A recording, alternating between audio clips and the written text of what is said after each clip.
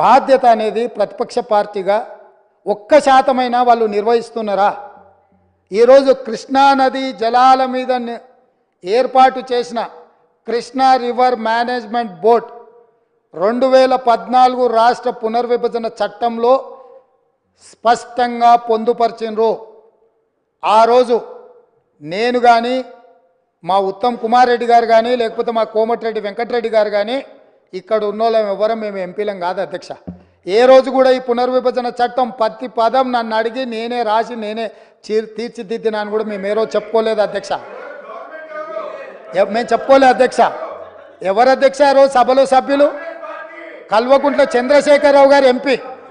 ఆ బిల్లు వచ్చినప్పుడు ఇటు లోక్సభలో కానీ అటు రాజ్యసభలో కేశవరావు గారు కానీ ఆ అంశాన్ని ప్రస్తావించి అభ్యంతరం పెట్టాల్సిన సందర్భంలో ఈ బిల్లును మేమే పాస్ చేయించినాం, మేమే తెచ్చినాం. దీన్ని రాసేటప్పుడు అందరు మాతోనే మాట్లాడారు, మొత్తం నా సూచనల మేరకే రాసిందని చెప్పారు అధ్యక్ష.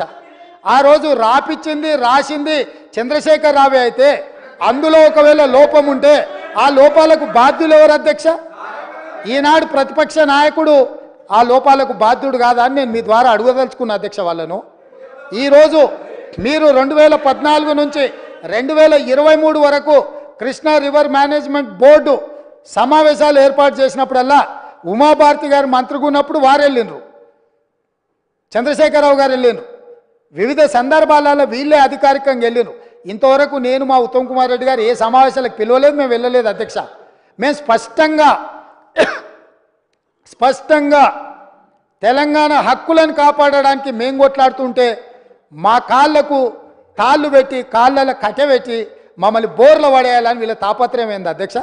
గుంజుకుంటా అన్నది ఎవరు అధ్యక్ష? నరేంద్ర మోడీ గుంజుకుంటా అన్నాడు. మరి వీళ్ళు ధర్నాలు చేయాలంటే ఏడు చేయాలి అధ్యక్ష? నల్గొండలు ఉంటాడా నరేంద్ర మోడీ? ఏడుంటాడు అధ్యక్ష? ఢిల్లీలో ఉంటాడు.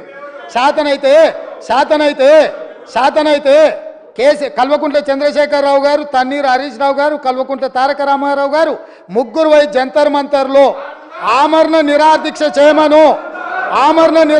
చేయమను. మేము వాళ్ళని పోలీసులు తీసుకెళ్లకుండా వాళ్ళు అమరులు అవ్వడమో లేకపోతే హక్కులను సాధించడమో వరకు ఈ ప్రభుత్వం అండగా నిలబడుతుంది.